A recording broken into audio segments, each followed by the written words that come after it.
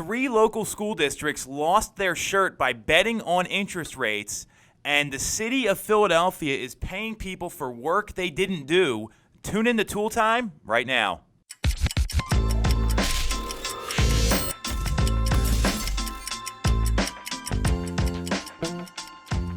What is up? This is Toole Time. I'm Tom Toole. She's Jess Lion. We are back in action with some crazy stories and some financial irresponsibility everywhere with all 3. Yeah. So we got a lot of local things happening here. So let's just jump into it. The first story I want to go over with everyone is there are 3 local school districts, Upper Marion, Colonial, both in Montgomery County, and Avon Grove. They took the advice of advisors at a Philadelphia-based public financial management, that's a local advisory firm, to buy interest rate swaps. So what does that even mean? So they were touted, these financial tools were touted as insurance against rising finance costs over the next couple years when the boards plan to borrow over tens of millions of dollars for their school district to build new schools. So PFM, Public Financial Management, Inc., they matched the districts because the districts bet that rates would rise against an investment bank that's owned by the Royal Bank of Canada that bet rates would fall. So the school districts, they promised the banks a percentage of the money they hope to borrow in exchange for payments that rise or fall with rates, and whoever owes more starting in June 2020 is going to pay the difference. This sounds like a horrible idea, and guess what? The school districts were wrong, and they owe tons of money. Tons of money. $5 million at least. Colonial's at $3 million. Avon Grove's at 1.8, and Upper Marion's at $5 million they're going to owe. So what do you think about all this? I mean, this is crazy to me, especially having kids in public schools. Well, you have said it on a few of our past episodes. If you have a problem with something that's going on, you need to go to your school board meeting. You need to go to your county meeting. You need to go to these meetings. And apparently from this article, not that many people have been attending. And the people that were there were actually going for it. They gave this a thumbs up. They are not, and they would not be the expert to me. So if you really didn't want to see something like this happen, you should have been in attendance. You should have been there. Because now you can't really do anything with the new schools that you wanted to build or anything like that. How are you going to pay this money back? And if the rates continue to go down, they're going to have to pay double next year, which is insane. I look at this, and Ed Jones, the spokesperson for RBC, so that's the bank that was in the Royal Bank of Canada, said the purpose of the swaps was to protect the issuers from rising interest rates on their future debt insurance. And as interest rates fell, the issuers will save money on their debt but pay to terminate their interest rate hedge, essentially giving the benefit of falling rates in return for protection against higher rates. They made the right call here. I don't have no problem with what the RBC did, the Royal Bank of Canada, because they're a financial institution. The issue I have is, one, the people making decisions at the school districts. The amount of new schools getting built, that costs taxpayers money, right? Mm-hmm. And so now you're gambling with your tax money from the residents, and horrible. And they horrible owe idea. Millions of dollars, and then on top of it, are these people really qualified to make those decisions? Are they financial analysts? Do they have the background there? Or did this PFM company, who didn't return calls, did they take advantage of them? And I'm pretty clear the answer is yes. This is insane to me that this happened. And I feel badly for the people that didn't get involved. Yeah. Because I know if this happened, if I even heard this was going on, and a lot of times they bury this stuff. Like, they tell you that you get a one-off email from somebody in the school district, like, hey, if you want to come to the board meeting, here's what we're talking about. So I don't know how well publicized it was. That's my point. And it's easy to say people should go get involved, but sometimes, just like Washington legislature, they bury these little things in these big bills, and they get passed. So to me, it's this is crazy to me. And if I was living in any of these school districts, which I don't, they're going to, I'd be on the phone with the school board. I'd be electing a new school board. I would be getting super involved and being very loud about this. So, again, if you're in Avon Grove, Colonial, or or Upper Marion, this is something you need to voice. You need to be clear on. Elections are coming up. I would not vote for any of these people. And this isn't being political. This is being financially responsible. I don't think there's like two sides to this. I mean, if there is, it's that they, I mean, now there's another part of the story here, though. Boyertown, they collected $1 million in net swap payments from 2005 to 2015. So, yeah, they came back on the other side of this. Do you gamble at all in sports? Not at all. Okay. I would lose. Well, that's what they did here. Gamble at the casino. Okay, and guess what? The casino always wins. I mean, and this was something that no one thought rates were going to go down, but they did. Everybody was wrong, and it cost these people a lot of money. So if I lived in those 3 school districts, I'd be calling for a new school board. Crazy story right now. There's another mess up. Yeah, well, let's go deeper, right? So Philadelphia doesn't know how much its glitchy payroll system overpaid thousands of workers. 3,800 of the 30,000 city employees, 12% of the workforce, 12%, received checks that they were paid for hours they did not work, according to the Office of Mayor Jim Kenney. And the errors range from employees who took home 1/10 of an hour in unearned pay to as much as getting credit for 100 hours. And this is coming from a city that is raising property taxes, reassessing, in debt. And they are making these kind of errors again.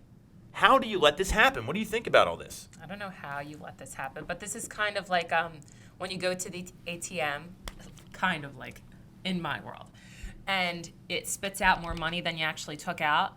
Like, what do you do with that money? You don't spend it. You wait because it's actually going to show that, you used that money. These people have to pay. I mean, I'm sorry, but you have to pay it back. And they have a plan of like paying at least a minimum of $100. I think it is per paycheck. Yes. I mean, that really does suck. But if you saw upwards of like $2,000 in your bank account and you're like, wait a second, like that's not usually there. Don't go and spend it. And throughout the article, it's like it's going to be a financial burden to pay this back. I mean, it shouldn't have been yours anyway. So. Has that ever happened to you, or you got too much money out of the ATM? Because that's never happened to me. I think. Yeah, it's happened like twice to me. Okay, how much extra money did you get? Like 20 extra bucks. Okay, how much were you taking out? Like 100?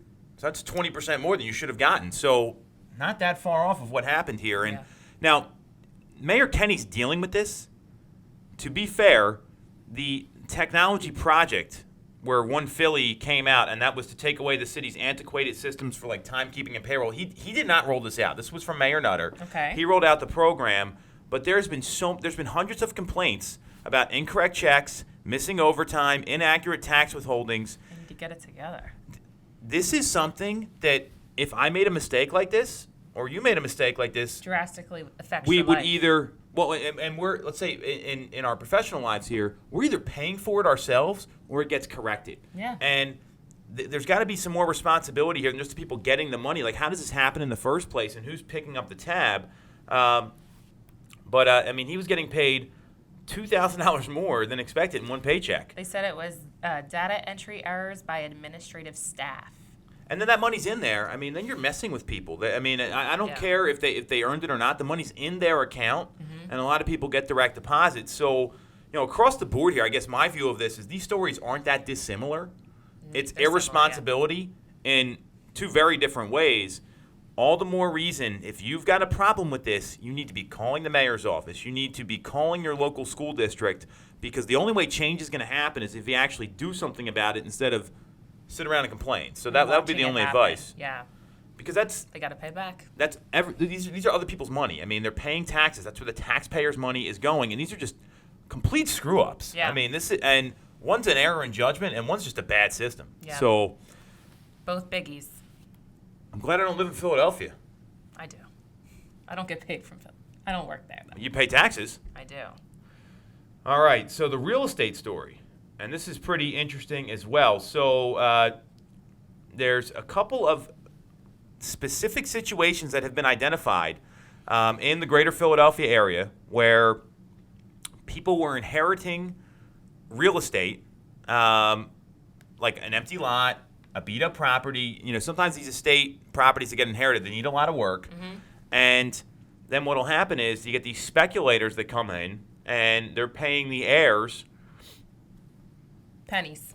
Well, they said peanuts in the article, and it's really whatever. Here's a couple examples. There was a property in Brewery Town. They got paid $6,000 a lot. It resold 5 days later for $127,000. So that's a over 10x return. And I don't know if that's a single lot or both. It's a $117,000 markup. So and then that was one lot, and there was another lot in Yorktown that was bought and resold on the same day for a gain of $80,000. So these are people that sometimes don't even see these properties. Sometimes they're out of state. They just want to unload them. And estate sales, and this is something that we've talked about iBuyers a lot, right? And these now I would be clear, an iBuyer would give a better price than what's happening here. I don't think there's any question. There is numerous instances of this happening where people are getting paid very low numbers because they're an estate or an administrator or an executrix, and then all of a sudden the numbers they resell the property for a lot higher. What do you think about all this? Well, some of them even aren't an executrix or anything like that. The first one was that caught my eye for this article was just a couple who didn't know how much they could have gotten for their property, and they got $14,000, and they could have gotten a crazy amount. So, to me, I don't want to be insensitive, but I feel like you should, as someone who owns a property, or if you own an estate or something like that, you need to speak to someone and know what's actually going on in your market. Because I kind of want to say it's your fault.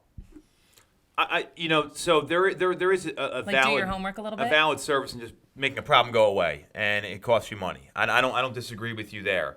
I also know that there are businesses built out there like wholesaling that targets people like this, and then they know they are going to flip it and make money.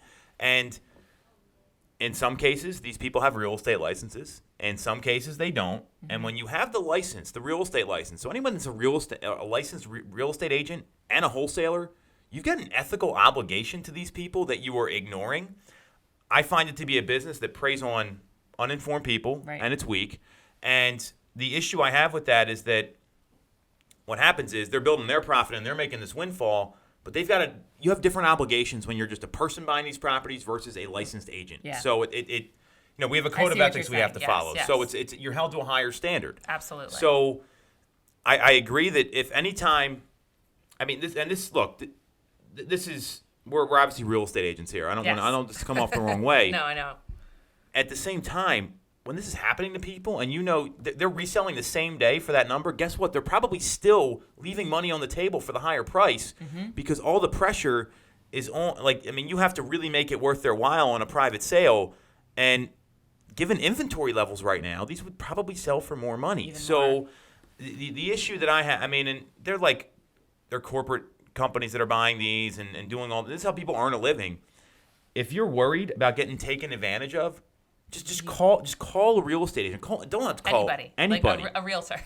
But just call someone that just like when you call an attorney or just like when you call an accountant, get someone that's going to give you the right advice. And that's the difference between agents that really believe in helping people versus maybe some that are trying to do a deal themselves. And wholesaling's unregulated, right? And a lot of them will they'll assign the contract to somebody else, but then they're raising the price.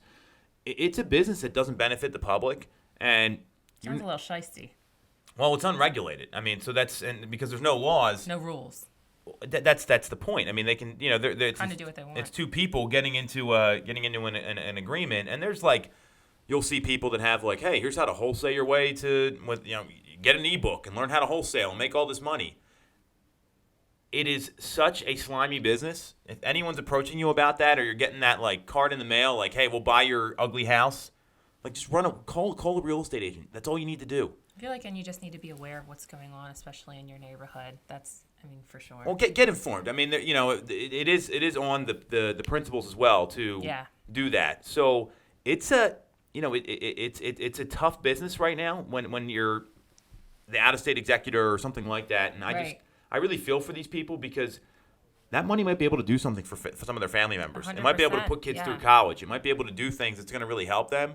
And instead of these people in business making that, preying on easy opportunities, I'd rather see someone take it to the market and get the highest price possible. I'm with you. Good stuff. So I think the moral of the story today is figure out what the hell's going on, get informed, and if you have a problem with something that's going on, reach out to the people that are causing the problem. So I think this is full agreement here. I like this episode. I wish some of the stuff wasn't happening. I don't know. know. I mean, it's so you kind of look at it that way too. Jess, what do you got in terms of motivation? Growth is a Dance, Not a Light Switch by John Kim. Val from our team shot this over to me. He's an author. I was looking into him a little bit. I think there's a little controversy around what he writes and everything like that. But I like this quote. I thought it was pretty interesting. I'm definitely going to have to give him a read. But growth, to me, is not something, and I've actually been learning, it's not something that you can just turn on and turn off. It's definitely a constant progression. You have to kind of move with it and flow with it. And there are so many different ways you can grow. But if you do treat it like a light switch and you turn it off, you're just going to be stuck in the mud. So, yeah, that's what I think. Okay. Yeah, that's what I think. That's a good ending. Very powerful. So you look at growth, right? And you can't just turn it on and off. You can't grow when you want to. And, like, it's got to be a commitment. And It's like, you think about dancing, right? Dancing is hard. Like, if you want to be a really good dancer, like, think about it like a ballerina, right? not for me. No, I'm just kidding. We're not talking about, like, going to the club and listening to some sort of hip music. I couldn't even think of a band that would be appropriate. But think of ballet, right? They have to work so hard, and it takes a long time to get better. And it involves a lot of practice. It involves a commitment. It involves, ballerinas dance every day. And then they have the issue of balance, right? So it's not really balance, but it's like counterbalance. Like, how do they stay on top? They have to kind of go one way, go the other. That's part of the dance, is that you have to, in order to grow, you got to sometimes overcommit to your business a little bit, overcommit to your relationship, to your personal health and vitality. Like, that's all part of growth. And if you're not counterbalancing those things to make sure you can actually grow to the person you want to become, it's not just going to happen overnight, right? It's like the overnight success, 19 years in the making. We said that, I think, a couple weeks ago. So, dancing, and I thought of ballerinas immediately because it's so hard, and those people have to work really hard to grow and become the best, and it's hours and hours of practice. So it's not just, hey, let's go turn the light on behind us here, Nick, or anything like that. It's got to be a long-term commitment, no doubt about it. Yeah, I mean, I think we've talked about it before. I was training for the marathon, and it's not just something where I'm just going to do it, and I'm actually seeing this right now. It's not just going to happen where I'm going to run 26.2 miles tomorrow. It's something that you have to consistently, like you're saying, commit to and change what you're eating and change how you're sleeping and change how you're drinking. It's a commitment on so many other levels too. For sure. And the evidence in that is that you can't just turn it on. No. Right? You can't. You can't just do it tomorrow. Good stuff. Check out John Kim. Really enjoyed this piece of wisdom from him. If you live in those areas, go make some noise. We'll catch you next week. Thanks for watching.